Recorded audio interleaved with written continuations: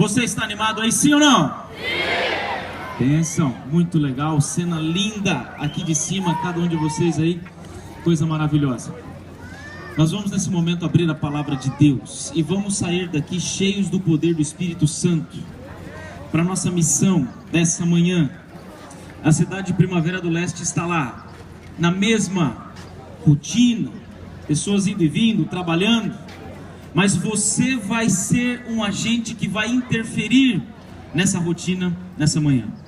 Vamos orar comigo mais uma vez? Feche os seus olhos. Nosso querido Deus, acordamos todos animados, mas queremos ser usados pelo Senhor. Fomos chamados para uma grande missão.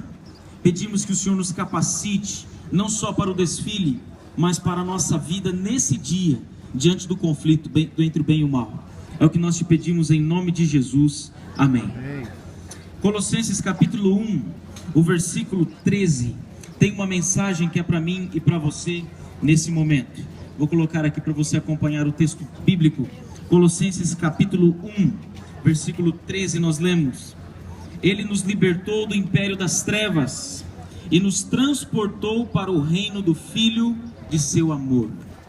Aqui nós estamos vendo um palco de guerra, estamos vendo um palco de batalha, nós estamos vendo aqui uma linguagem épica de quando antigamente, quando um reinado vinha, confrontava outro, dois impérios lutavam e eles levavam transportados escravos para o seu território.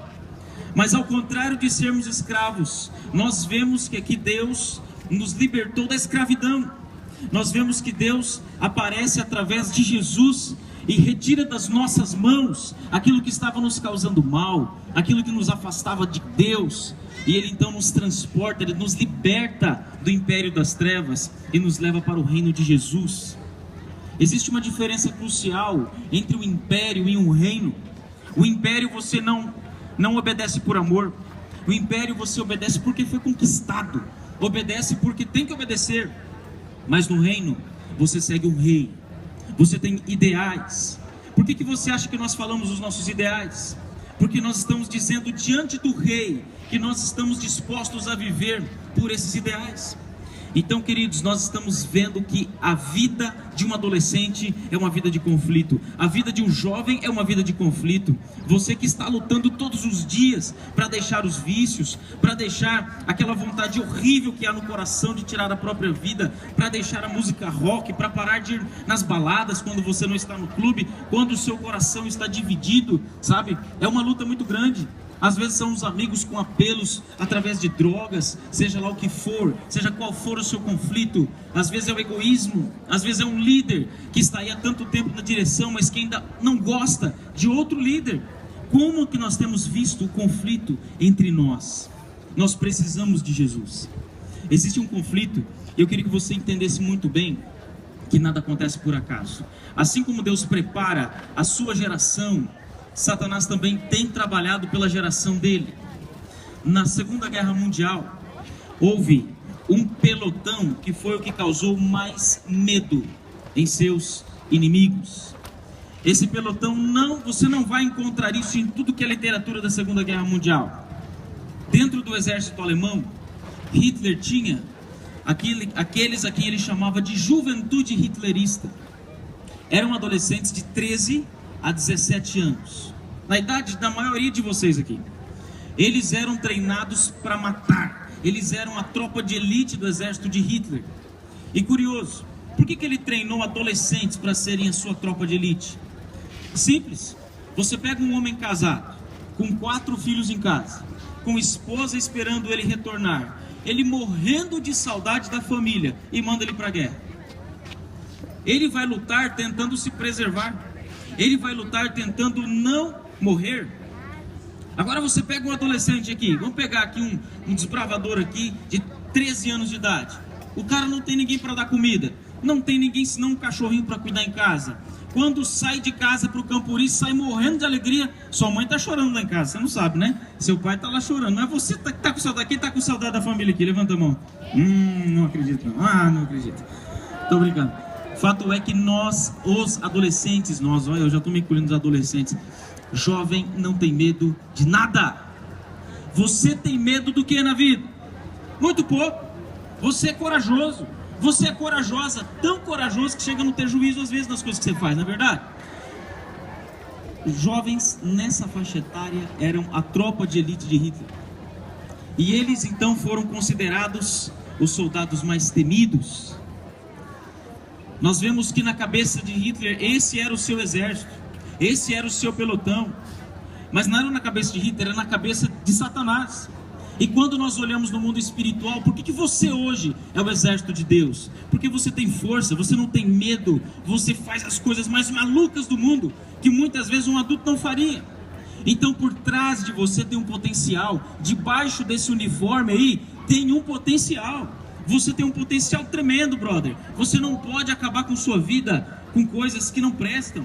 Você precisa servir a Deus com todo o seu coração, porque você tem força.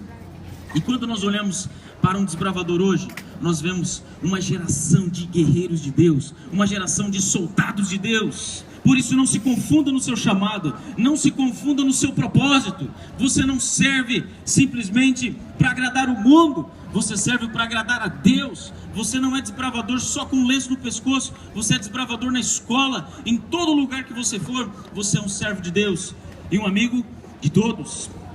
Jesus, quando vem como nosso Salvador, como nós vimos ontem, quando Ele aparece como nosso amigo, Ele quer ter relacionamento com a gente todos os dias.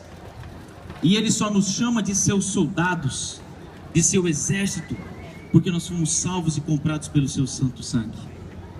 Nós vemos no texto bíblico que o Pai nos transportou do império que antes era das trevas e nos levou para o reino de Cristo. Que coisa linda! Ele nos tirou das mãos de Satanás e nos colocou nas mãos de Jesus. É coisa maravilhosa. Isso se chama salvação. É mais ou menos assim. Imagine você uma família de 3 pessoas, o pai, a mãe e um adolescente. O pai e a mãe estavam muito felizes porque o seu filho ia competir num torneio de futsal. E o menino foi lá, jogou bola e tal, foi tudo muito legal, ganhou em primeiro lugar o seu time, ganharam uma medalha e a família foi comer uma pizza depois do jogo para comemorar aquele momento tão especial. Depois da pizza vieram para casa felizes da vida, aquele menino contando histórias, uma família cristã, uma família de Deus, talvez como a sua família. E quando chegaram em casa, ele colocou aquela medalha em cima de um pequeno vaso de barro, em uma escrivaninha, foi para o seu quarto e os pais subiram e foram para o quarto deles. À noite o menino ouve um barulho, sua medalha cai no chão. Ele acorda num ímpeto e vai para a sala ver o que está acontecendo, e quando chega lá, se depara com um marginal. Um menino de 15 anos de idade, que na fúria da droga, dá um tiro direto no seu peito. Aquele menininho cai no chão, aquele adolescente já morto. O pai desce a escada correndo, quando chega lá só vê o seu filho em cima de sangue. O desespero toma conta, aquela agonia, seu único filho, a aflição. E depois eles foram ver as causas, não havia razão.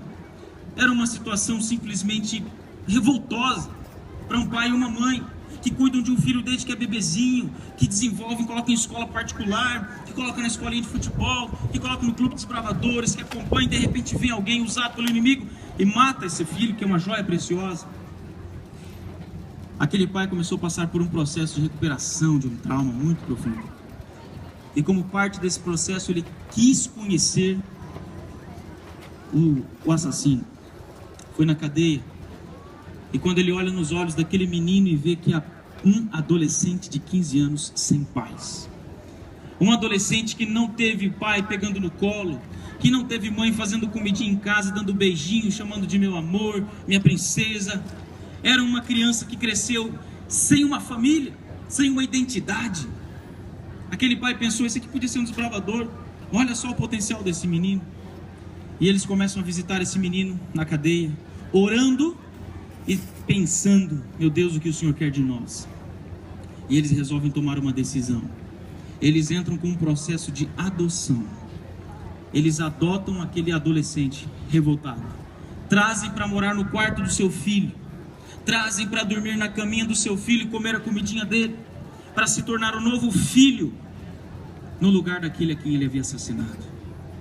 Isso é estranho ou não é?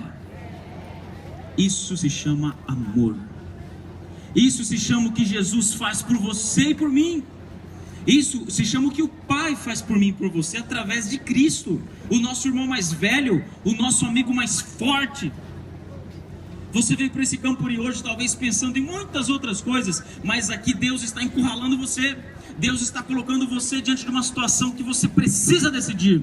Você tem que sair daqui em um reino ou em um império. Talvez você chegou aqui em um império, com a cabeça virada, aprontando poucas e boas, mas Deus está convertendo o seu coração através de Jesus, e você vai sair daqui um desbravador convertido, um desbravador de Jesus, um desbravador com identidade certa, que você não é um qualquer, você não é uma pessoa sem pai, sem mãe. Se você não tem um pai ou uma mãe na terra, você tem um pai no céu, que te ama, que te abraça e faz tudo por você, inclusive as maiores loucuras do mundo, de enviar o seu próprio filho para morrer em uma cruz. Eu quero que nesse momento você, pela fé, pegue na mão de Jesus, segura a mão dele bem forte aí, imagine esse momento e fale comigo através de uma oração. Feche os seus olhinhos e feche a boquinha também. Querido Jesus, fale comigo. Querido Jesus, eu preciso da salvação, do amor, da intimidade que o Senhor me oferece. Alcance meu coração, faça de mim um desbravador segundo a tua vontade. Eu entrego a ti a minha vida, e valeu por tudo. Em teu nome, amém. Deus te abençoe e te guarde.